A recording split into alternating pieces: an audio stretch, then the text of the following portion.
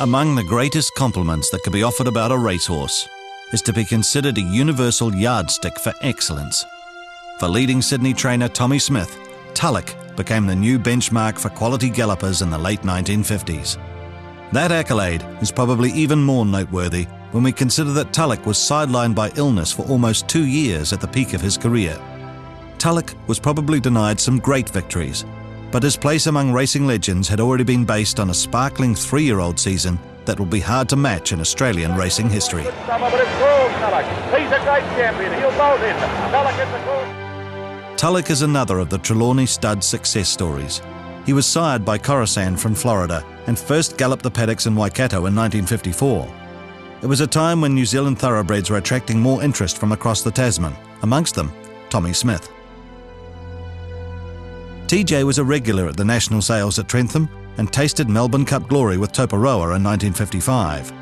Yet when TJ took a shine to the bay colt from Trelawney and paid 750 guineas, some suggested it was a mistake, regarding the colt as small, weedy and hollow-backed.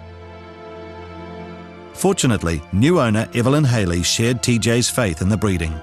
He named the colt Tulloch after the Scottish town where his mother was born. Under TJ's guidance, Tulloch was a star performer as a 2-year-old. But even TJ was probably stunned by Tulloch's record-breaking 3-year-old season.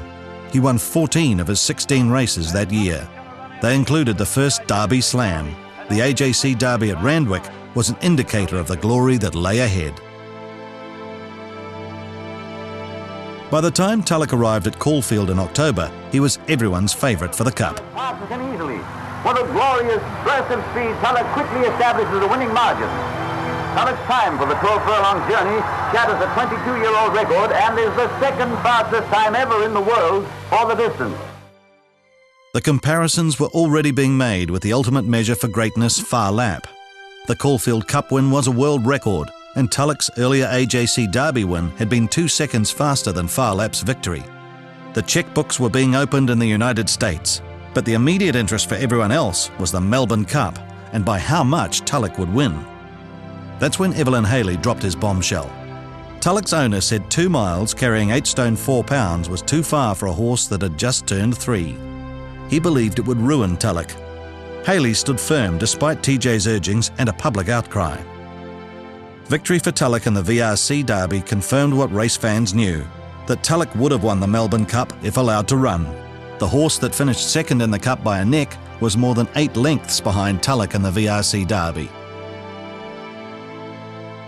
Being the first horse to complete the Derby Slam, the AJC, Queensland and VRC Derbies, was further confirmation that Tulloch was a rare champion. More wins followed in Sydney and Queensland, and the stakes earnings went past £66,000. Then it all came crashing down. A mysterious, life-threatening illness was to rob the champion and racing public of almost 2 years, as Tulloch battled recurring infections and weight loss.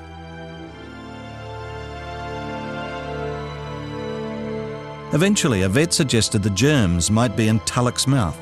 He tried a concoction of port wine and brandy mixed into a porridge of oats. It cured Tulloch almost immediately. Tulloch returned to the track in 1960 in the Queen's Plate. He quickly showed he still had the speed and winning qualities. More wins followed in the Cox Plate and the McKinnon Stakes, and soon all the talk was about the Melbourne Cup. But the great prize was to elude Tulloch again. Top weight of 10 stone 1 pound and what the critics regard as a poor ride saw Tulloch finish 7th, the only race he was unplaced.